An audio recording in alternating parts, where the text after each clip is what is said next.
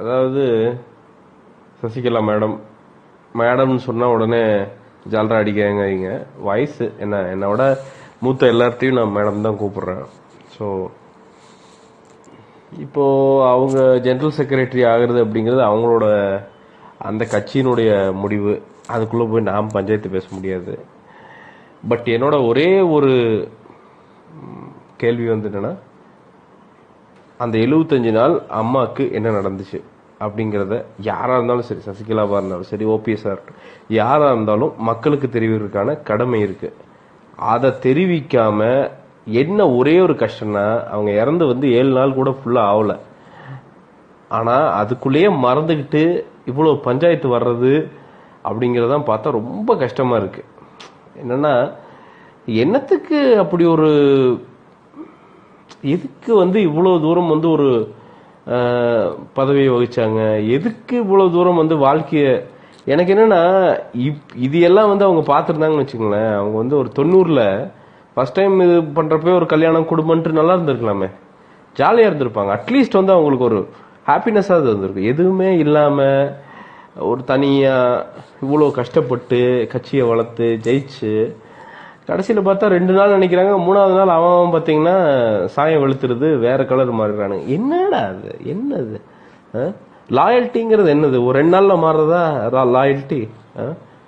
எனக்கு இன்னைக்கும் எனக்கு அவங்க அம்மா தான். என்ன, நான் வந்து சிஎம் அம்மான்னு தான் கூப்பிடுவேன். நான் வந்து ஜெயலலிதான்னு நான் சொல்ல மாட்டேன். நான் அவங்க இறந்துட்டாங்கன்னா அப்போ மரியாதை போச்சு. அப்போ உன்னோட மதிப்பு என்ன? அப்போ நீ வந்து பச்சோந்தி மாதிரி 3 நாள்ல மாறுற அப்படின்னா உன்னோட மதிப்பு என்ன? நீ எந்த லெவல்ல இருக்க? அப்போ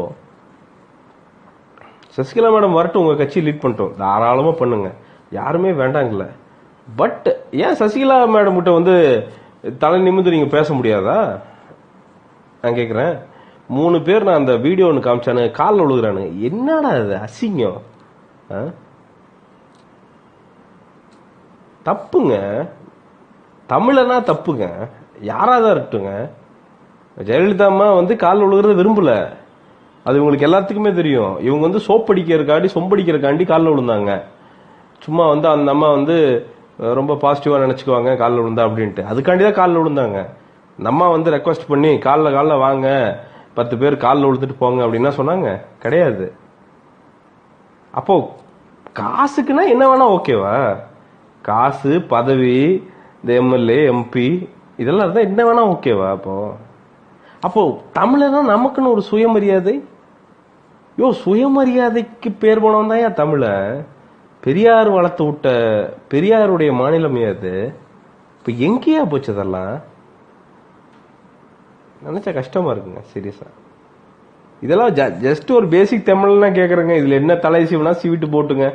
இதுல என்னங்க, இதுக்கு கூட பயந்துட்டு வார்த்தை அளந்து அப்படியே வந்து இன்ச்சா பார்த்து பேசணும்னா அப்ப நாம எதுக்குங்க எங்க தமிழ்னா பிறந்து வளர்க்குறோம்? அப்ப என்ன மயத்துக்கு தமிழன்னு பெருமை பேசிக்கிறோம், தைரியம் பேசிக்கிறோம், அப்படியே வீரமா பேசி. அதுதான் பிரதர், காசுக்கே எல்லாத்தையும் நக்கி பொழைக்கணும்னா என்ன வாழ்க்கை பிரதர் இது? நான் கேக்குறேன், என்ன பிரதர் தமிழ் என்ன ஆயிரு?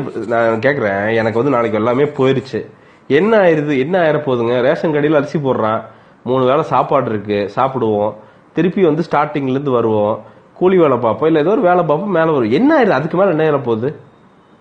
அதுக்குன்னு சுயத்தை இழந்துட்டு போய் நிக்க முடியுமான்னு வரிசையில் தமிழம் பிரதர். தமிழ்ங்கிறதுல ஒரு கர்வம் வேணும் பிரதர். அதெல்லாம் யாருக்கும் பயப்படக்கூடாது பிரதர். ஐ எம் கிளாட் எங்க அம்மா அப்பாலாம் அப்படி ஊட்டி வளர்த்துருக்காங்க அப்படின்னு நினைக்கும் போது எனக்கு சந்தோஷம்.